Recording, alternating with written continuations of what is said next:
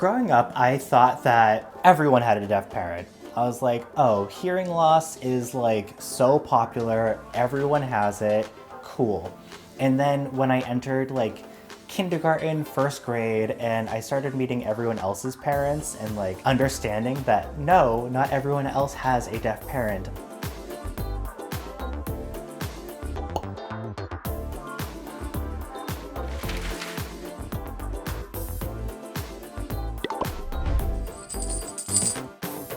My name is Jon Urquhart and I am 27 years old from Boston, Massachusetts. I make $60,000 a year and you are watching Millennial Money.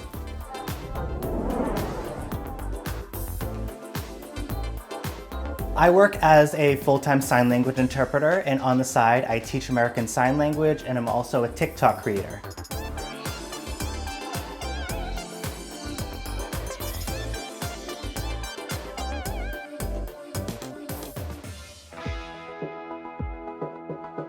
Hey you, do you know what a CODA is? So a CODA means child of deaf adult. It means you have deaf parents.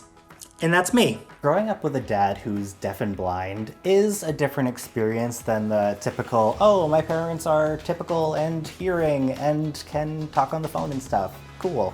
I would be afraid to invite people over. I mean, we're all embarrassed of our parents when we're younger and stuff like that, but my embarrassment stemmed from this like feeling of protectiveness. My family definitely did not have all the money in the world. My mom worked as a crossing guard, my dad was a retired engineer. We lived on food stamps. We'd get about like $350 a month for me, my mom, my dad, and my brother. So that's $350 for food for 4 people. And that was a real struggle, so I learned how to really budget and get the necessities. I wasn't like the other kids. I didn't have an allowance. My parents didn't give me money to go school shopping. I bought all of my clothes to go back to school. I bought all of my supplies. When I entered 7th grade in 2007, I was able to get my first cell phone and I paid for it myself. The phone itself was a Christmas present. My mom got me it on the condition that I paid for it myself. And it was great because I was prepaid, pocketed away my money, I used it to pay for phone cards. I had to really learn how to save my money to make sure that I could support myself and also try and be a kid while doing it.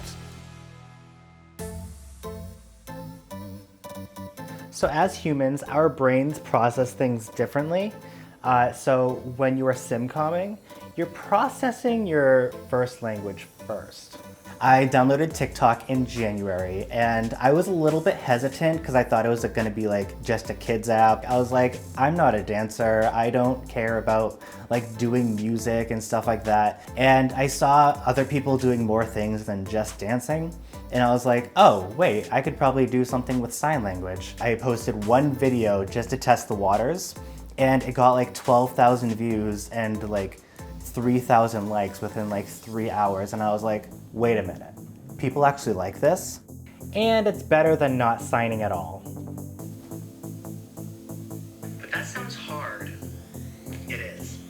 And simcomming is hard because I expose my followers to American Sign Language, deaf culture, my background growing up with deaf parents, really just things that the typical person wouldn't know about unless they watch my videos. So I'm able to not only help the Hearing Society that have exposure to American Sign Language, but I'm also able to advocate for the deaf community and express their perspective.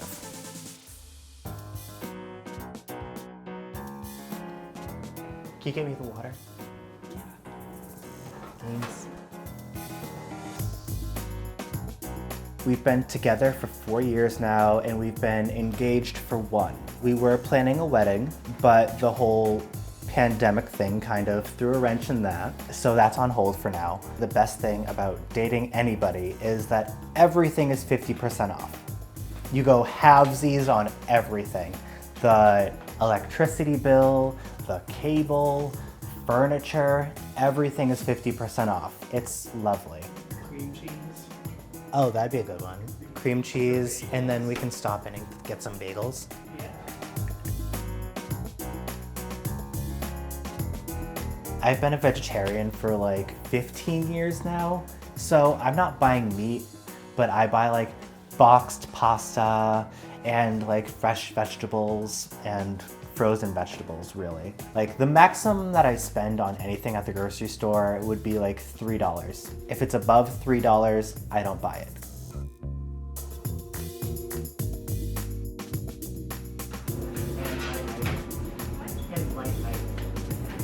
I organize my expenses about every 2 weeks. So when I get my full-time paycheck, I take like the large majority of that and I transfer that into my savings. I get this like euphoric sensation when I'm able to transfer like a giant chunk into my savings. So I like to see my savings account significantly higher than my checking. Plus, if I have all that money in my checking account, I'm like, I'm gonna spend it. Like, this is my money.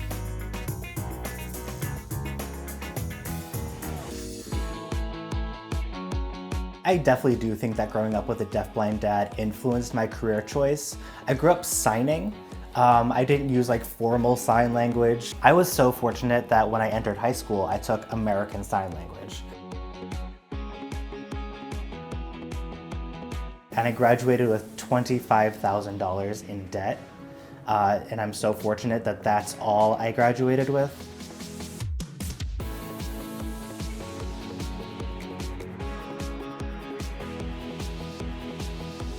And I am currently just saving money, and hopefully by the end of quarantine and all that, I'll be able to pay off my student loans.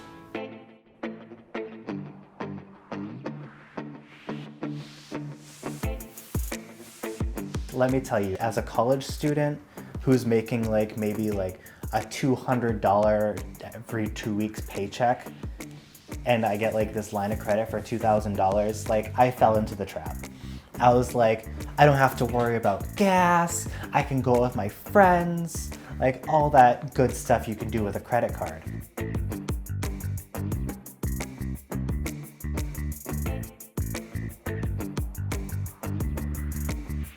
I was good for a while, and then I started going on vacations and stuff like that. I was good. I wouldn't pay the airfare with the credit card, but I would put everything that I was doing on vacation on the credit card. Like we all do, we're like, we'll just pay it when we get home, whatever.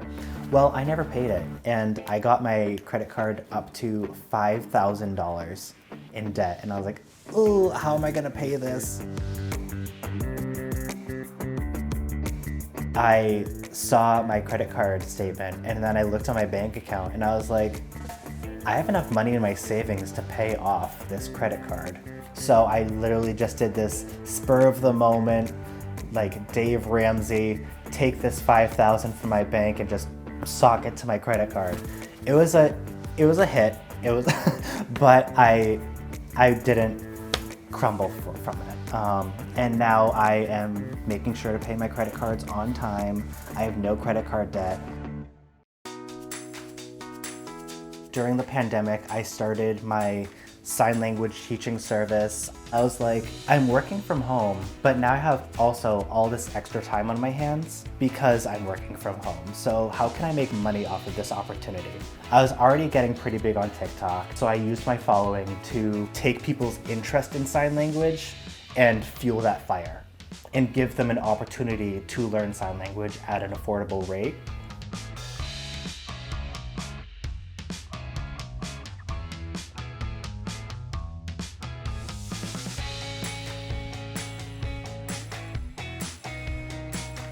I hired 3 deaf teachers to teach sign language because me as a hearing person, I don't want to be the resource for sign language. I'd rather have people teach with their native language.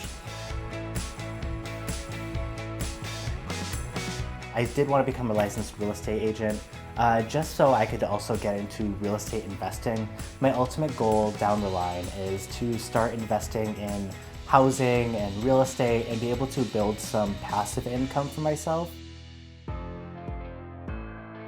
If I wasn't doing interpreting or anything with American Sign Language, I would feel a little part of me was missing.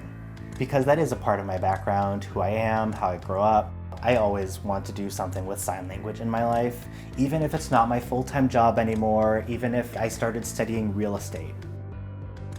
Right now, my focus is to keep my full-time job, have multiple streams of income. I want to be able to not only make money, but also pocket away money for the future, because I want to be able to provide for my family more than I was able to be provided with when I was younger.